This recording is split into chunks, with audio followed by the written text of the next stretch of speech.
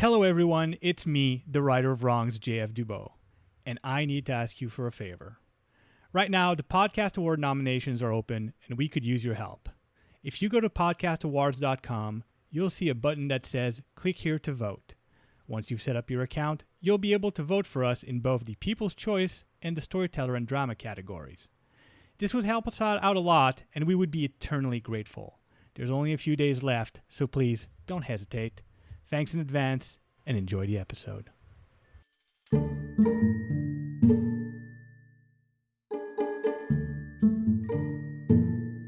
Willow, Season 5, Chapter 13, Anger Cookies. When doing dangerous things, it's always best to stick to what you know. While routine can make one careless, it also removes so many variables from the equation. That's why we have recipes. Sure, it's doing the same thing over and over, but that makes the results predictable. And once you know where a precise series of steps will lead you, then you can start nudging here and pulling there, altering the destination in interesting ways. Some cultures have a habit of being more improvisational in their cooking, and that has its own magic. It's bold and adventurous, but also risky. Danger is fine when all you're gambling is a batch of pralines or tomato sauce, but if there are lives on the line, it really is best to stick to the recipe. Unfortunately, when it comes to interacting with demons, the only recipe I know is to feed them, preferably after sunset. Now, the first part of that is all well and good. What infernal creature doesn't enjoy a slice of cake or a plate of cookies once in a while? However, why do we have to do this at night again? Annabelle asks, clicking her flashlight on and off. We've been packing up stuff for this expedition for about half an hour. Boxes of salt, a sewing tin filled with lavender shortbread cookies, each stamped with a traditional thistle, bottled water, and, of course, lights. Because, Eric answers in my stead, it's best to stick to the recipe. His sing-song imitation of me is meant to be funny, but it falls flat under the circumstances. I've only ever successfully dealt with demons at night or in the evenings. I fed the hunger demon at dusk. Peter died at night. Didn't you catch the envy demon during the day? Annabelle asks. That was different. This is where my lack of expertise shows. It was more of a possession than just a demon running amok. All right, Eric says. Demons at night and demonic possessions in the afternoon. Got it. I pull the straps on my backpack, using the zipping sound to punctuate my words. Listen, when you have a Demon Hunting 101 textbook on hand for us to consult, you can call the shots. Until then, how about we do this my way? My brother shakes his head and gives Annabelle a look to confirm he's not alone in his objection. As he holds the back door open for us and I switch off the lights, he gives what I pray will be his final rebuke. I'm just saying, if we're going after a demon dog on its own turf, I'd rather do it under cover of daylight. The walk to the Pickering farm and then to the forest is spent in relative silence. There's a brief discussion about whether or not we should recruit Richard Pickering on our quest, but it's quickly decided to keep that option as a last resort. Personally, I'm still a little put off by the unique decor of the farmer's home. It's fortunate that Annabelle is accompanying us. While I don't think anyone can claim to know these woods like the back of their hands, she's been here more than most. She can find her way from the edge of the forest all the way to the clearing where the Donselites are held with ease. She even has a good idea of what type of vegetation is found in which part of the woods. Now that we're equipped with lights and aren't running scared, I'm fairly confident she can guide us in and out of there without issue. That being said, once at the clearing, it's up to me to find our quarry. How do you know where that thing hangs out anyway? Annabelle walks around the circular open area, kicking at ferns and rocks as I look around. At some point, she bends down to pick up a red Solo cup that she stashes away in her bag. Well, I start, straining my mind to remember. I don't know where the hellhound has made its home, but I know from where it spilled into our world. I think that's a good place to start. Really? She says, a little astonished. You know where demons come from? Walking to the edge of the clearing, identifying 2 familiar trees at the far end from where we entered, I look for other details I can remember. Not an easy task. With all the young leaves and without any snow, the forest looks almost completely different. I have to imagine the skeleton of it through fresh skin. Not to mention, I've only wandered in the direction I hope to take us once. I can thank trauma for carving an indelible picture of that place. I could never tell you exactly what triggers my certainty, but once I step out of the clearing and look back, I know that I've found the right direction. Is it the trees themselves or the tilt in the terrain? Are there markers like rocks and stumps that linger at the edge of my subconscious but I recognize? Likely, it's a gestalt of all these things and more, mapping themselves on my waking mind. Kinda, I say. It's this way. We weave between trees and rocks, negotiating the uncertain topography of a forest at night. If it weren't for the deadly game we hunt, this would be quite the pleasant hike. The air is cool and bugs are few. When we look to our left, far in the distance, we can see the faint flashes of lightning bugs. When our feet aren't crushing leaves and branches, we can hear the occasional cry of a night bird or the scurrying of a small animal. Only once do we suffer the high-pitched screaming of Annabelle as she walks through a spider's web. Often, I can hear Eric stopping to sniff the air, looking for that telltale odor of burning meat overpowering the smell of moss and soil. After perhaps 15 minutes of this, we find our destination. What the hell? Eric mumbles, unable to suppress the awe from his voice. That's a very apropos question, I answer. Standing out in the beams of our flashlight, a tall, erect ring appears. It stands in a far smaller clearing than the ones where teenagers gather to dance a few nights every fall. In fact, it's barely large enough for the ring, and the altar upon which it's built, to fit. The construct stands a little over 8 feet tall and is crafted with branches and brambles in what looks like a bizarre wreath. This is insane, Eric says. And creepy. I've seen videos of random stairs and doors lost in the woods, and I thought those were weird, but this is crazy. Who made it? I shrug. In most places, pinpointing exactly which weirdo made the strange thing wouldn't be that hard. In Aquillow, it'd be impossible to be sure. I never knew. It's Annabelle's turn to whisper her thoughts. She's walking the periphery, standing well clear of the bramble ring. Her light is focused on tree trunks with large scars and broken branches, signs of violence, both recent and years gone. This is where it happens, isn't it? Probably, I confirm. And if it is, then I think it's safe to assume that this thing, this circle, is the gate to hell, Annabelle concludes. She's in awe. Or perhaps something more than awe.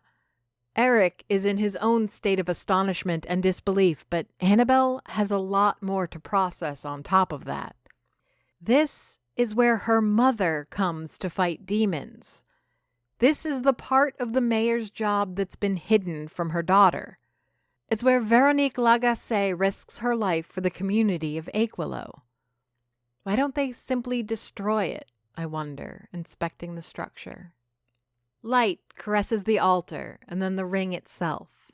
Such a dense and oddly structured thing, but also very fragile in appearance. The dry branches could be burned or cut to pieces. Hell, a particularly enterprising individual could maybe introduce a colony of termites to the area. Yet, it stands. Either it is somehow protected by magical means, or the mayors of Aquillow have reason to keep the structure intact. That thing must have taken forever to make, Eric exclaims, slowly allowing for admiration to replace the fearful astonishment. Look how intricate it is. Curious, and in far less of a hurry than the last time I encountered the ring, I take a few moments to inspect the details. It is, by far, a much more terrifying edifice than a casual look might suggest. Hidden deep between the brambles, the careful eye can spot fragments of bone and skull, but also other trinkets of random origin. A toy car made of cast metal is woven between branches. 2 dolls' heads have portions of the construct grown into them, twigs poking out of their eyes. The faded gleam of a pearl necklace can only be seen by the particularly observant. More arresting, though, is how accurate Eric is about the circle. The complexity of it far outstrips any garden variety weaving. In fact, upon close inspection, the way the branches and twigs are knotted to one another in semi-regular pattern, it doesn't look like weaving at all. It looks like knitting. Do you smell that? Eric's nose has been up in the air, twitching like a rabbit's. At first, I thought it was nothing. He's been acting like a hound dog for almost half an hour now. For the last minute, however, the behavior has been incessant. Closing my eyes and focusing my own sense of smell, I, too, can detect it. Walking around, trying to find the direction of whatever faint wind makes it this deep into the woods, I can almost guess from where the stench originates. I smell it, I say. Faint and weak, the stench is more of a harbinger than the assault on the senses we've experienced before. It's enough to remind me what forces we're expecting to deal with. It knows we're here, I add, fussing to unbuckle my bag straps. It's coming. Eric swings his flashlight around, scanning the deeper parts of the woods that surround us. With each pivot of the light beam, I expect to see the burning eyes of the hellhound reflected from the shadows. All he finds so far is emptiness. How do you know? Annabelle asks. I don't. It's just a guess, but it found me at the cafe. There's no reason to assume it can't find me here. I pull out and distribute boxes of salt. 6 should be enough, but we packed a spare 2, just in case. Annabelle has most of them, while I carry the metal tin with all of our lavender shortbread cookies. A sudden wave of warmth fills me as I pop open the metal lid. The smell of lavender, sugar, and butter are comforting enough on their own, but there's also the added layer of a familiar experience. I performed a similar ritual for almost a year, didn't I? Pistachio marzipan petit four took the place of the shortbread, and it was a hunger demon I fed, not a creature of wrath. Enough of the moving pieces are the same, though, that I feel confident the mechanism will function the same. We start our task, Annabelle and I carefully pouring thick lines of salt on the forest floor, drawing a circle in front of the bramble ring. The plan is to first protect ourselves. Then, once we know what we're dealing with, we can try to feed and imprison the demon. We're almost done with our small circle of protection, well before the demon manifests, when a sudden and improbable gust of wind tosses my hair and picks up the salt, scattering it in the underbrush. The hell? Eric complains, his nerves audibly fraying. That's why we brought a lot of extra. I smile, showing him a brand new unopened box. The process starts anew. We pour and we build our circle a second time. We're not halfway through this time before the wind blows again. Okay, I say, looking at the dirt between my feet. That's not right. The soil, moist underfoot, is speckled with useless dots of white, like stars upon the night sky, and just as helpful right now. I rip the tab off yet another box, wary about my pouring. The line is thinner, more conservative, and I'm more attentive to my surroundings. I smell the air, noticing the increasing pungency of burnt meat. Time is growing short. A quarter of the circle is finished. Now half. That's when I see the twigs and branches of the ring vibrate in the light. As if the bramble portal was blowing on our works, wind goes through the opening, washing away our efforts a third time.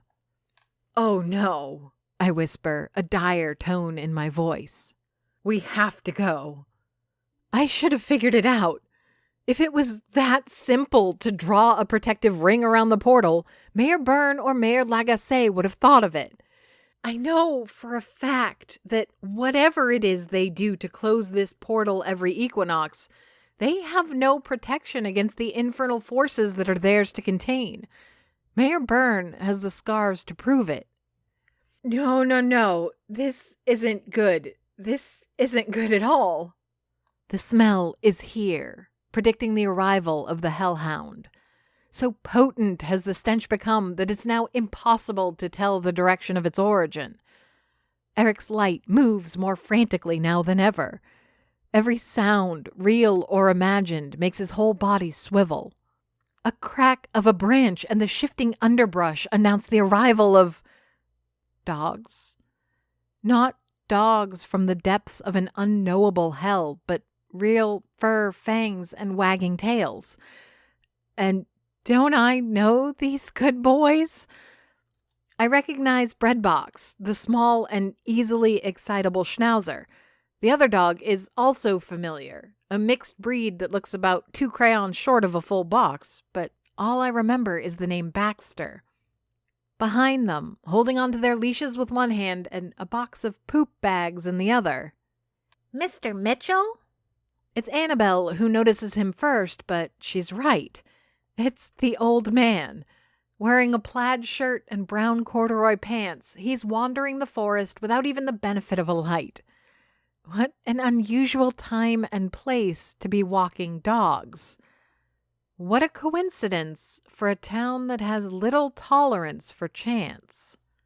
You shouldn't be here, Mr. Mitchell, I cry out, running towards him, intent on getting him and the rest of my group away from this place as soon as possible. Oh, please, Miss Dufour, he replies, waving a calming hand in my direction. We've talked about this. We're on the same mission, you and I. Perhaps we are, in the most philosophical of senses. Sure, we both want to take a shot at rehabilitating the hellhound, or at least try before resorting to far more drastic options. But what is a mission of action on my part, something I can actively enact, I assume Horace Mitchell's involvement would be from the sidelines. I kind of expected you to be more of a home front kind of person, not step into the trenches. Nonsense, he says, walking into the clearing and looking at the bramble portal. Would you look at that? You hear stories, but it's quite another thing to see it in person, isn't it? Okay, that's a lot to unpack. It's almost a physical effort to bite my tongue and put a pin in that topic for now. The smell of barbecued evil is potent, and the hellhound cannot be far behind. There'll be time enough to grill the old man on what he knows and ignores when we've safely aborted this ill-advised mission. Later, I say, taking his hand and pulling him towards the edge of the clearing. We don't make it 2 steps before I stumble and fall. My ankle, aching from wounds and exertion, isn't enough to hold me as I try to stop short. But that's not what halts me. A wave of heat and decay acts like a wall upon which I crash. 2 burning eyes along with gleaming wet fangs are waiting for Horace and me in the shadows where we were running. The beast is here. Miriam, Eric mumbles unsteady words. I'm well aware. My voice is too loud, though the time for stealth and discretion is behind us. The salt doesn't work, and somehow we've picked up another person to protect. 3 if we count Baxter and Breadbox. And now the demon is here, and we have nothing to keep us safe. For a brief moment, I hope that the hellhound is as docile tonight as it was when it visited the Aquillow. With luck, it'll sniff around, hobbling on its wounded leg, but keep from attacking. To the observant eye, it's quickly obvious that this creature, while the same one as the previous night is acting differently. The limp remains, and the moment it sees our group in the clearing, it lowers its head between its shoulders. But this is no longer the body language of a wounded animal delivering a message. The tension in its hind muscles and the way it keeps shifting its back legs feels far more predatory. The hellhound also emanates far more heat than before.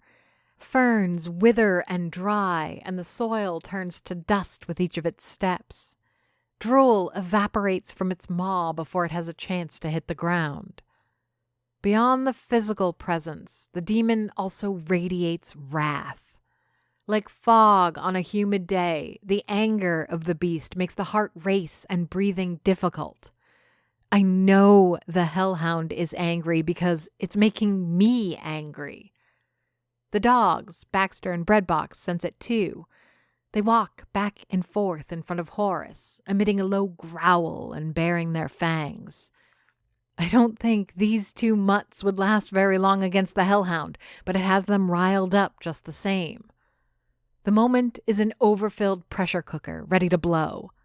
The growl of dogs and hellhound are like the ground shaking before an eruption. And when the earth splits, we're all going to hell. Time to do the witch thing. I pull myself back up in what I hope is a convincing impression of confidence. Never allowing the beast out of my sight, I make my way back to my bag and take a few cookies from the tin. The stalemate between earthly animals and the one from the inferno goes on uninterrupted. It's obvious to me that the hellhound isn't impressed by the two dogs.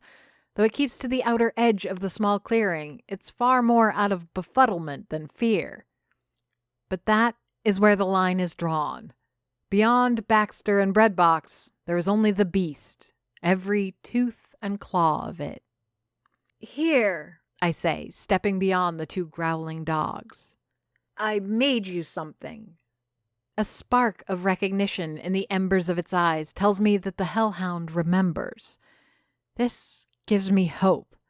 No salt circle and the ever-mounting tension with the dogs are certainly not the ideal situation, but if this works, it'll be phenomenal.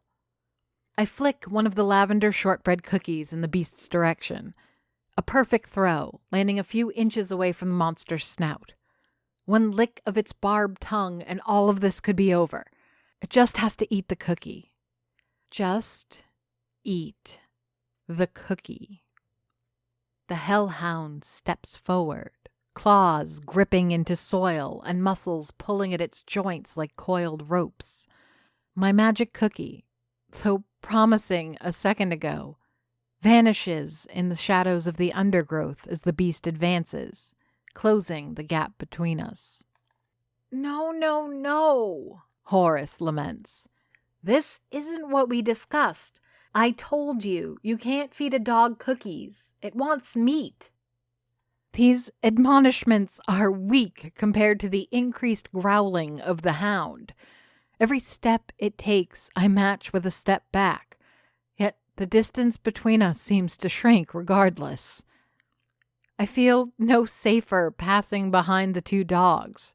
Their own growls and the occasional bark they let out puts me even further on edge. If the hellhound continues like this, it will clash with the animals, and I know I don't want to bear witness to that scene.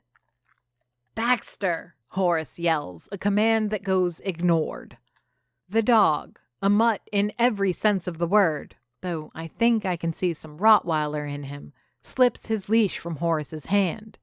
Somehow, it gets the jump on the hellhound, managing to leap on its back and tear a meaningful chunk of flesh from the right shoulder. It's a short-lived victory. Unburdened by pain, the hellhound contorts in ways impossible for its anatomy to support. Bones snap and joints pop, allowing the beast to bring its jaws to bear upon Baxter's neck. No! I scream. Behind me, I hear Annabelle swallow her own breath, and Eric growls in impotent frustration. Baxter lets out a tortured yelp that's quickly drowned by the blood in his throat. The hellhound, already mending from its self-inflicted wounds, goes in for another bite of the heroic dog. ready to make a full meal of it. The whole scene is gruesome and heartbreaking, but it might be our chance to make an escape.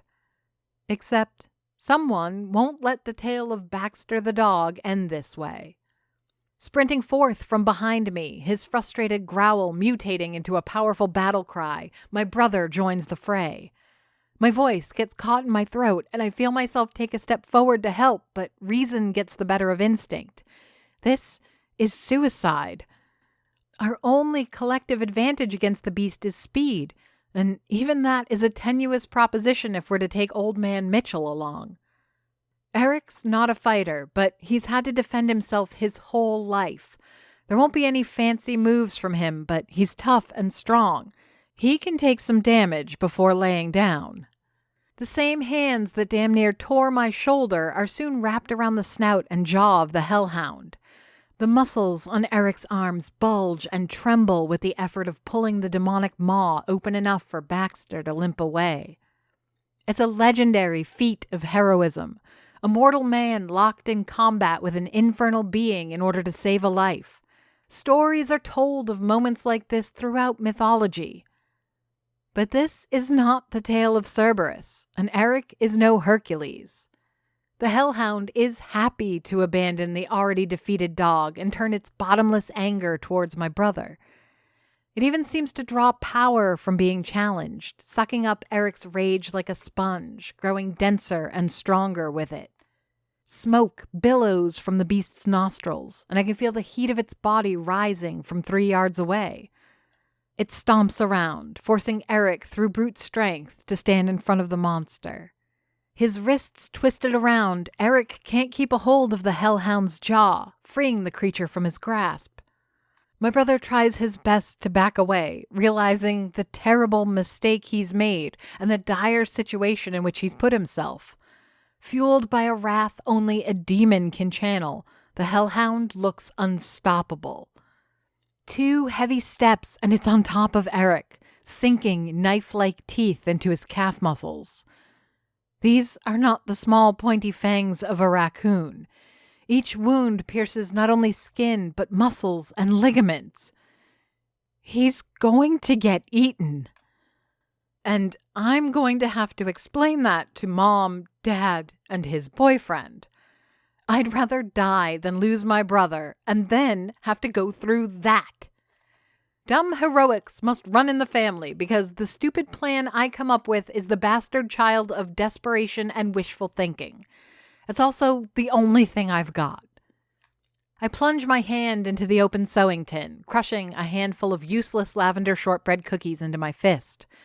I hold nothing of my own fear and rage back as I crumble whatever is in my grasp to dust. Then, like a second idiot Dufour, I step into combat. Except, I don't have Eric's might and strength. I'm not tough like he is. What I've got is a handful of cookie dust. Hey! Just like it did Baxter, the hellhound releases my brother, having found a new target for its wrath. Someone that will hopefully give it a fight. Somewhere to be what it naturally demands to be, raw anger.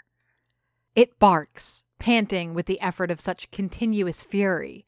The sound chills my bones while the accompanying breath sears my skin. I don't give it any time to leap or pounce. Not a second is afforded for its frenzy. I toss the powdered cookies into the hellhound's face. Go, go, go! I scream to my companions. Eric hops on his good leg, copious amounts of blood pouring from wounds that make mine look like a scratch. Annabelle is quick to grab him by the shoulder to give him a hand. Horace is slow to react, but after a moment he does manage to get a hold of Baxter's leash. The poor beast limps, but manages to come to heel. Meanwhile, the hellhound sneezes. It coughs and snorts, choking on cookie powder. Curious, I stick around to watch. I walk backwards, looking at this demon having a fit over getting cookies to the face. I can feel the heat dying down. Not by much, just a little, but enough to make me think that maybe my stupid plan might have worked. After all, why would a demon dog be bothered by shortbread in its face? Unless, of course, it was magical shortbread designed to counter the very nature of the beast. I don't wait for further data on the science. We have our break, and we take it. The Canadian healthcare system is a fascinating animal. On one hand, there is immense comfort in knowing that no matter the issue you're having, you will be taken care of. Be it sickness or injury, the system will, to the best of its ability, take you in hand. On the other, it's a rather uncaring and, at times, ineffective bureaucracy. If your wounds are painful but not immediately life-threatening, the system is happy to let you wait with often inadequate painkillers for ungodly amounts of time. ER waiting rooms are notorious for keeping the sick for hours before allowing them to see a doctor. All the while, you have to endure your symptoms and manage the pain on your own. It makes sense on paper. With limited resources, priority goes not to the first come, but to those in more immediate need. But that creates a different kind of hell altogether. Let me see your hands again. I grab Eric's wrists and take another look at his fingers. The receiving nurse all but ignored the burns that Eric sustained, far more preoccupied with getting him an x-ray for his leg and wrapping the wound before a doctor could see him. Meanwhile, I've received no other attention for my own leg, apart from being asked my name and insurance number by the receptionist. Ouch, my big, tough brother complains. Stop crying. This is nothing. I get that once a week from the coffee machine. I lie. It looks like the same kind of burn, but this is all over his fingers and palms, while I usually get a slight nibble from the steampunk monstrosity. We're going to be here forever, he laments, as if that were the worst part of his ordeal. Yeah, well, you didn't have to try and be a goddamn hero. Again. What's up with that anyway? Eric pokes at the bandage on his leg. The bleeding stopped on our way back from the woods, reassuring us that no major arteries were punctured from the bite. It still left 5-inch deep lacerations. The muscles must have been filleted in the process. You'd rather I let that dog get killed? No, but also, yes. Of course I didn't want Baxter to get killed. I get teary-eyed just thinking of Roberts and his little prosthetic. The idea of that poor puppy being made a meal of by the hellhound turns my gut. But I don't think you understand what you were up against, or how narrowly you escaped from that thing. Mother, it had you. It had you, and I've seen a thing like that destroy another demon in seconds. You can't keep putting yourself in danger like that. You're going to get yourself killed. He keeps playing with the bandage, his head low. You did, he says, like a 6-year-old trying to flip the argument against me. Because I had no choice. Because that's my job. And it hits me. It is my job, isn't it? As long as weird stuff like this, as long as monsters keep popping out of the woods of Aquilo, it'll be a Dufour woman's job to stop it. Or a Lagacé. Or a burn. It's my job, I repeat. Must be nice, Eric mumbles after a moment. I slap his hand away from the bandages. It hurts him more than I intended, the burn multiplying the pain of the impact a dozenfold. What must be nice? Having a job that could get me demon murdered twice a year? Ow, no. Just having a job at all. Having purpose. I watch as Eric leans back on his uncomfortable, cheap plastic chair to look at the bare fluorescent tube in the waiting room ceiling. Just wait for fall, Eric, I tell him, sensing that there's something more to his little bout of jealousy. You've got your fancy diploma. Every architecture firm in Montreal will be fighting to give you a job. He shakes his head, still focused on that fluorescent above us. Nope, he confesses. No fancy diploma. No job. I got kicked out. Well, not kicked out, but I stopped going before they failed me out. This one's a stunner. I don't want to brag, but we Dufour kids always did at least kinda okay in school. Rarely at the top, but never at the bottom. No one would have ever doubted we'd get whatever garden variety diploma we sought. I went into cooking, something in which I excelled, but Eric was an even better student and could have picked any number of professions. Architecture fit him like a glove, and as far as I knew, he was good at it. What happened? I got bored, he shrugs. Classes were so easy at first that I got complacent. Stopped attending, only going for exams. That worked for a while, but then it just kind of got away from me, you know? Do Mom and Dad know? He shakes his head, lips tight at the very thought of them learning their son dropped out just a few months shy of graduation. And Dante? This time, he nods. He knows. He was pissed. And, well, we broke up. That is a very familiar situation my brother managed to cook up for himself. I thought, he fumbles a little, trying to articulate the next thought, that having lost everything, I could come here. You got a break because another Dufour gave you one. I was hoping maybe I had a relative in Aquilo that could help me find my own way. We sit in silence after that revelation. I know Eric wants me to comment, or at least offer up some kind of reaction, but I have too much to untangle. Am I feeling guilt over having been given this second chance? Resentment that I'm now supposed to somehow be responsible for his redemption? Am I angry that he's putting me on the spot like this? They come for him long before I manage to process all of this. I don't know what they'll do to him, probably stitches, review his x-ray, and whatever steps come from there. Hopefully, there won't be any surgery. If that's the case, it might be another day before we get to finish this conversation. And I don't think that's one I want to keep on the back burner for long. I wait my turn. First, leafing through magazines years out of date and playing a few mobile games on my phone. My eyes wander the waiting room, looking at some familiar faces waiting for their own diagnoses. The television hanging in the corner shows a game of football, the European kind. I recognize the Italian team for their blue uniforms, but I couldn't begin to guess who their opponents are. Nor could I be bothered to care. My final bid for distraction comes from the cork bulletin board near the reception desk. Like most public places in Aquilo these days, it's covered with missing posters for pets.